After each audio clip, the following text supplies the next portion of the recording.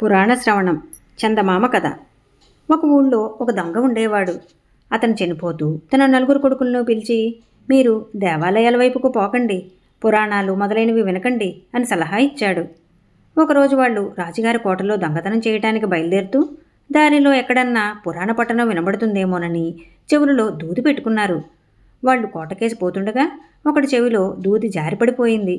అదే సమయంలో సమీపంలో ఉన్న దేవాలయంలో పురాణం చెప్పే ఆయన ఇలా అంటున్నాడు, దేవతలు కానీ దయ్యాలు కానీ మన లోకంలోకి వచ్చినప్పుడు వాళ్ళ పాదాలు భూమి మీద ఆనవు, వాళ్ళ నీడలు భూమి మీద పడవు. ఈ మాటలు విన్న దొంగ పిడుగుపడ్డట్లు వణికిపోయి చెవుల్లో మళ్ళీ దూది కుక్కుని ముందుకు సాగాడు. తరువాత వాళ్ళు ఉపాయంగా కోటలో ప్రవేశించి రాజుగారి ఖజానాలో నగలు నాణాలు దొంగతనం చేసి ఇల్లు చేరుకొని తెచ్చిన సొమ్ము ఇంటి పెరట్లో పాతిపెట్టారు. మర్నాడు ఉదయం రాజుగారికి దొంగతనం సంగతి తెలిసింది. దొంగల ఆచూకీ తీసే పని మంత్రిపైన పడింది. ఆయన విచారించగా ఊరు బయట కొబ్బరి తోట మధ్య ఉన్న గుడిసెలో నలుగురు అన్నదమ్ములున్నారని, వాళ్ళ వృత్తి దొంగతనాలు చేయటమేనని తెలియవచ్చింది. పోయిన నగలు నాణాలు తిరిగి సంపాదించడానికి మంత్రి ఒక ఎత్తు వేశాడు. ఆయన భయంకరమైన కాళీమాత వేషం వేసుకుని కత్తి చేత పట్టుకుని అర్ధరాత్రి వేళ కొబ్బరి తోటలోని గుడిసె వద్దకు వెళ్ళి భీకరంగా గర్జించాడు.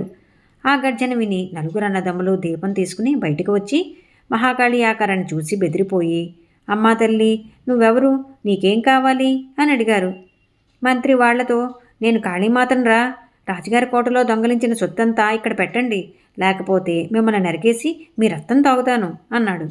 దొంగల్లో ముగ్గురు మాత్రం ఈ మాటలు విని గడగడా వణికిపోయారు. వాళ్లకు ఏమనాలో తెలియలేదు. కానీ నాలుగోవాడు ఒక దుడ్డుకర్ర తెచ్చి, ఎవడివిరా నువ్వు, కాళీమాతవా, వెళ్ళిపోతావా, దుడ్డుకర్రతో తలపగల కొట్టమన్నావా అని అరిచాడు. వెంటనే మంత్రి కాలిసత్తు కొద్దీ పారిపోయాడు. తరువాత మిగిలిన వాళ్ళు ముగ్గురు వాడితో, ఆ వచ్చినది మనిషేనని నీకెట్లా తెలిసిందిరా అన్నారు. మనం దొంగతనానికి పోయేటప్పుడు అనుకోకుండా పురాణం విన్నాను.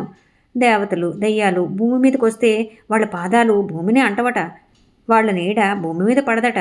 ఈ వచ్చినవాడు మనిషి, వాడి కాళ్ళు భూమి మీదే ఉన్నాయి. మనం దీపం వెలుతురులో వాడి నీడ భూమి మీద పడింది, అది చూసి వాడు మనిషేనని తెలుసుకున్నాను అన్నాడు నాలుగోవాడు.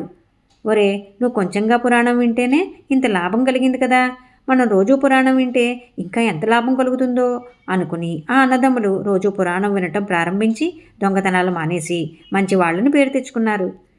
ఈ కథ మీకు నచ్చినట్లయితే లైక్ చేయండి, షేర్ చేయండి. మరిన్ని మంచి కథల కోసం మా సంపత్ ఛానల్ని సబ్స్క్రైబ్ చేసుకోండి.